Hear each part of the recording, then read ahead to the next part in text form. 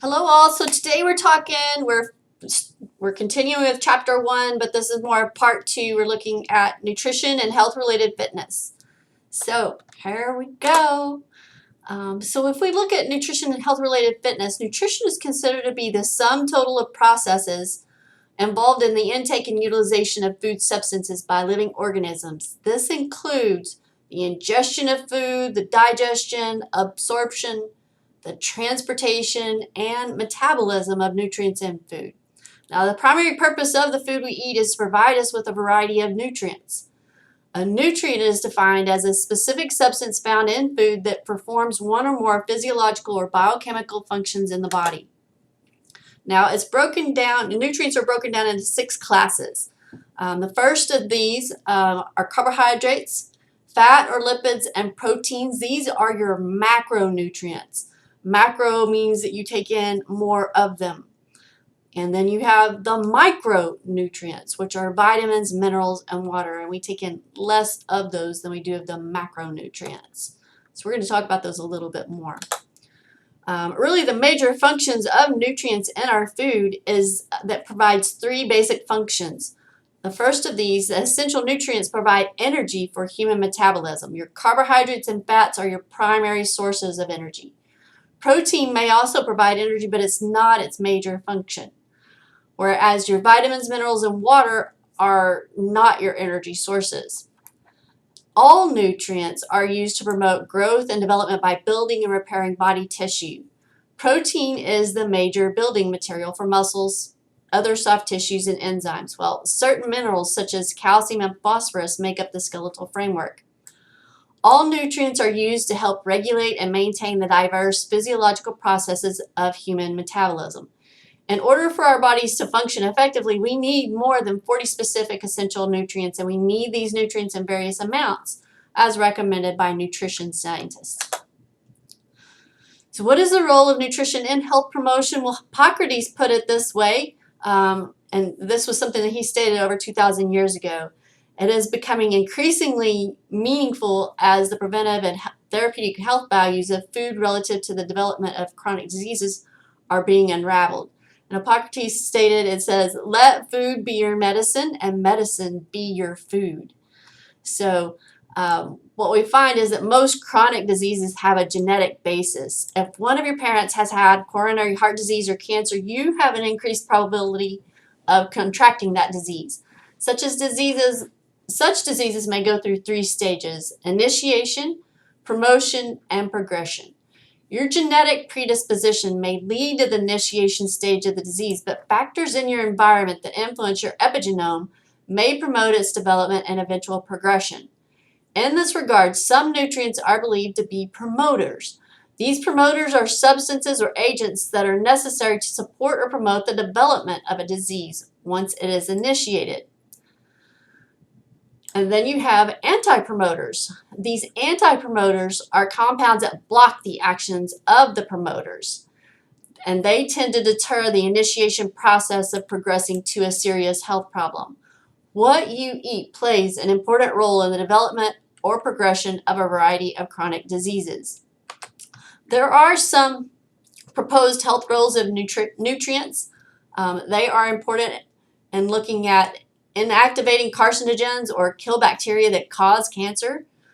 They can also increase insulin sensitivity. They relax blood vessels and improve blood flow, reduce blood pressure, optimize serum lipid levels, as well as reduce inflammation and inhibit blood clotting. They're also important for enhancing immune system functions, for speeding up the digestive processes, preventing damaging oxidative processes, and reducing body fat. Much of that depends upon the types and amount of carbohydrate, fat, and protein that we eat. The amount and type of other substances, such as vitamins, minerals, and phytochemicals found in our foods, the source of our food, and the method of food preparation are all factors that may influence the epigenome and subsequent gene expression or other metabolic functions that may affect our health status. Our poor dietary habits and possible health problems can affect our health as well. So if we look at, of course, caffeine is something that tends to increase stress. Our intake of fruits and vegetables helps to reduce cataracts, whereas alcohol has a tendency to increase mouth or esophagus cancer, and on and on. So, do we eat right? As a nation, we tend to eat way too many calories. There are surveys that indicate that most people are aware of the role of nutrition in health and want to eat better for healthful purposes, but they do not translate their desires into appropriate action. Poor eating habits span on all age groups. According to the recent Dietary Guidelines for Americans reported, on average, Americans of all ages consume too few vegetables, fruits, high fiber whole grains, low fat milk products, and seafood, and they eat too much added sugars, solid fats, refined grains, and sodium, much like what you see there at McDonald's with the hamburger, french fries, and soda. The dietary guidelines recommend that solid fats and sugars should constitute only about 15% of calories in the American diet, but they account for 35% of the daily caloric intake for most Americans. In a study of more than 16,000 Americans, Krebs and Smith and others concluded that nearly the entire U.S. population consumes a diet that is not on par with recommendations. In particular, many Americans, Canadians, and others throughout the world are consuming too many calories, one of the leading causes of the global obesity problem. Most Americans eat more food in calories than they need, due in part to the increase in food portion sizes in recent years, and eat less of the food they need more. The major nutrition goal of Healthy People 2020 is to get more Americans to change their faulty dietary habits. Some advances are being made in the battle against unhealthy eating and obesity. For example, some food manufacturers have reduced the amount of fat and salt in their products. Some fast food restaurants are offering healthier alternatives, such as oatmeal with fruit for breakfast. The National School Lunch Program has promoted a program to incorporate more fresh fruit and vegetables into daily school lunches. Although these are worthwhile endeavors, many more are needed before we can state that we are eating right. So, what are some general guidelines for healthy eating? One of these was, these are dietary guidelines that were set for Americans, and every 5 years they go back through, organizations go back through and they revise their guidelines. Some of these health professional organizations are the American Heart Association, the American Cancer Society, and the American Diabetes Association. Because the prevention of chronic disease is of critical performance, thousands of studies have been and are being conducted to discover the intricacies of how various nutrients may affect our health. Particular interest is focused on nutrient function within cells at the molecular level, the interactions between various nutrients, and the identification of other protective factors in certain foods. All of the answers are not in, but sufficient evidence is available to provide us with some useful, prudent guidelines for healthful eating. Over the past 2 decades, in response to the need for healthier diets, a variety of public and private health organizations analyzed the research relating diet to health and developed some basic guidelines for the general public. The details underlying these recommendations may be found in several governmental reports. Most recently, the totally revamped edition of Nutrition and Your Health, Dietary Guidelines for Americans, released by the United States Departments of Agriculture and Health and Human Services in 2015, and Healthy People 2020. These reports serve as the basis for dietary guidelines in Choose My Plate. Additionally, other governmental health agencies in other countries have developed dietary guidelines for health promotion in their countries, as has the World Health Organization on a global basis. Several health organizations have promoted diets to help prevent specific diseases. And in recent position statements headed by the Freeland Graves, the Academy of Nutrition and Dietetics supported the position that the total diet or overall pattern of food eaten is the most important focus of healthy eating. Classification of specific foods as good or bad is overly simplistic and can foster unhealthy eating behaviors. The Academy noted that all foods can fit within the total diet approach if consumed in moderation with appropriate portion size and combined with physical activity. Healthy eating messages should emphasize a balance of food and beverages within energy needs rather than any one food or meal.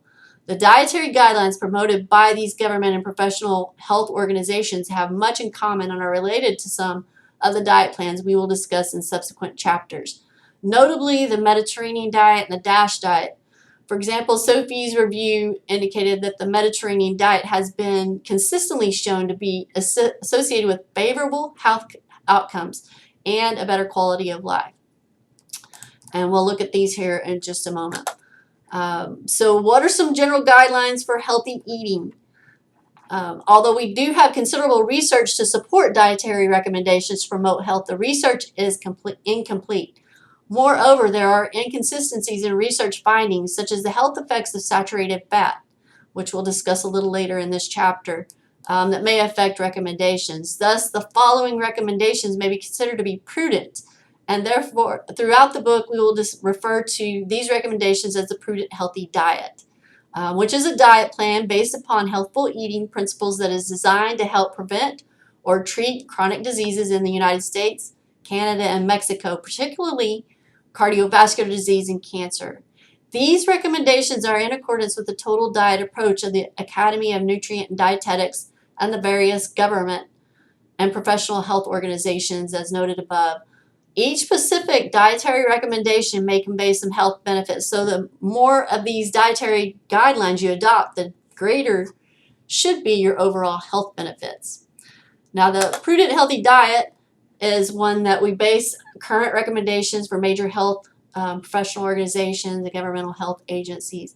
And although we do have considerable research to support these dietary recommendations to promote health, the research is incomplete. I feel like I'm repeating myself, so I'm going to go on to the next slide.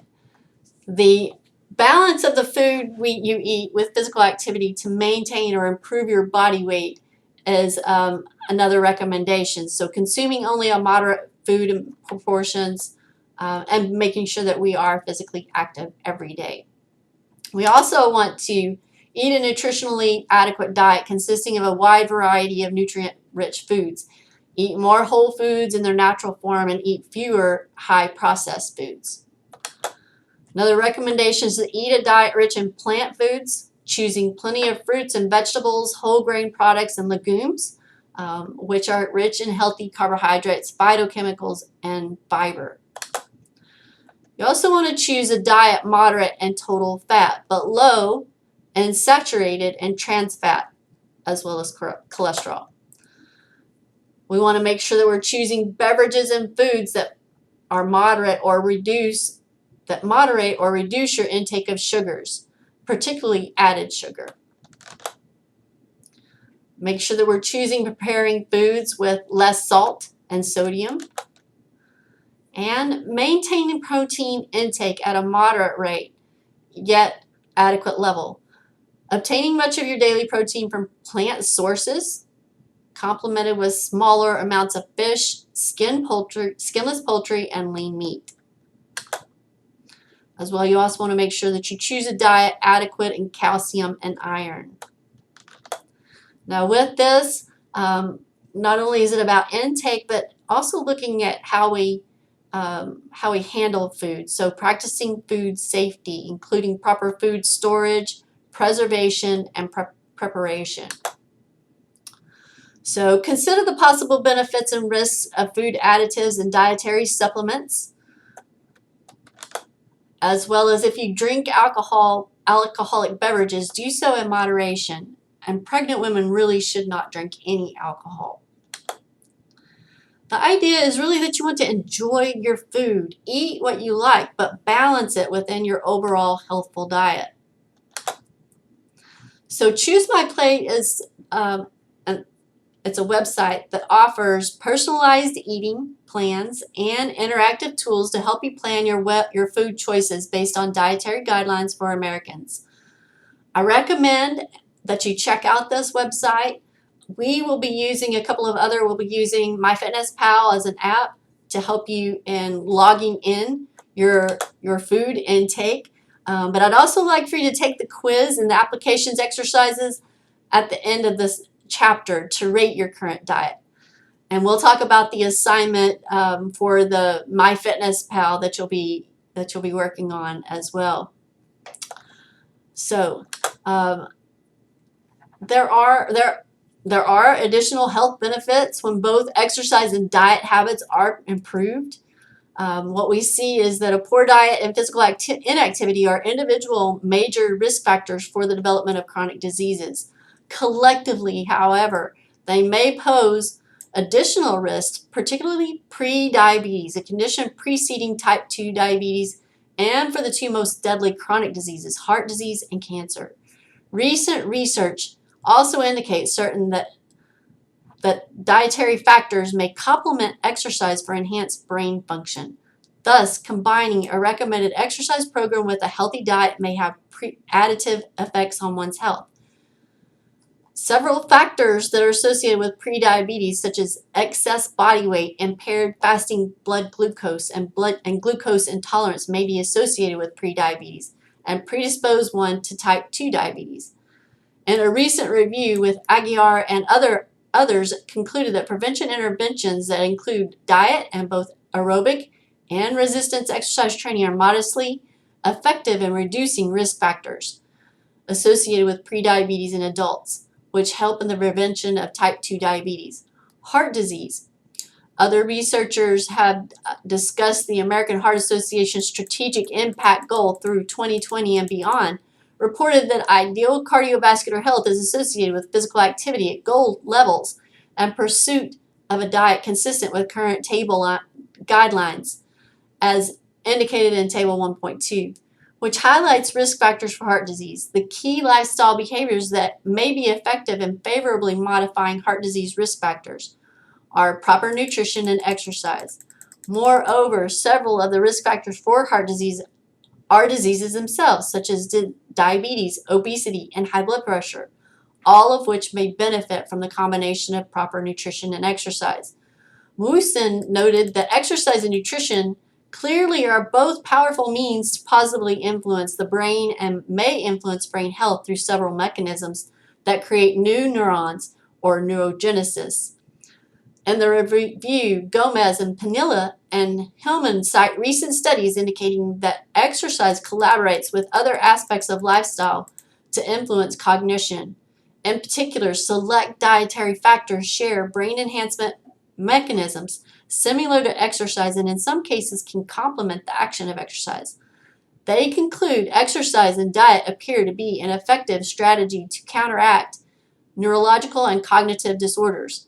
Prevention of chronic diseases is a high priority for most governmental and professional health organizations, and they have developed appropriate healthy lifestyle behaviors to maximize prevention efforts. Most such healthy lifestyle behaviors include exercise and healthful eating. The possible complementary effect of exercise and nutrition on chronic diseases will be presented in later chapters as appropriate. And particularly in Chapter 10, the most significant adverse health effect resulting from the combination of a poor hypercaloric diet and physical inactivity is obesity, which may be involved in the etiology of numerous chronic health diseases. However, although appropriate lifestyle behaviors such as exercise, a healthful diet, and maintaining a healthy body weight may help prevent the development of chronic diseases, individuals with a strong genetic predisposition to various risk factors such as high serum cholesterol levels and high blood pressure, or those who are non-responders to exercise or diet changes may need medication to reduce these to a level compatible with protective effects. And here you have the modifiable health risk factors of high blood pressure. A lot of that is making sure that people are maintaining a proper weight, a proper diet, and making sure that they get good aerobic exercise at a moderate level. You want to be careful if it is very high blood pressure that you are monitoring that and they don't exercise at an intense level if it is elevated. Exercise can bring the blood pressure down, but you have to be mindful of where it is at to start with.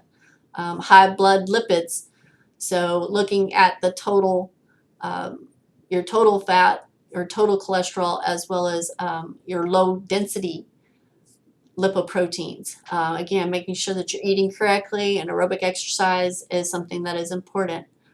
Smoking in itself, trying to get people to stop smoking is important to help reduce other risk factors.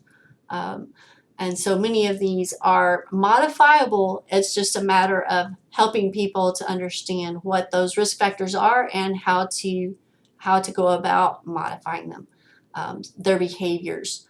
So, and that's really what we as exercise science people are working towards. So, hey, thank you for joining me today. I look forward to talking to you more. We're going to be talking about sports and sport fitness as it relates to nutrition in our next portion. All right, you guys have a great day. Talk to you soon.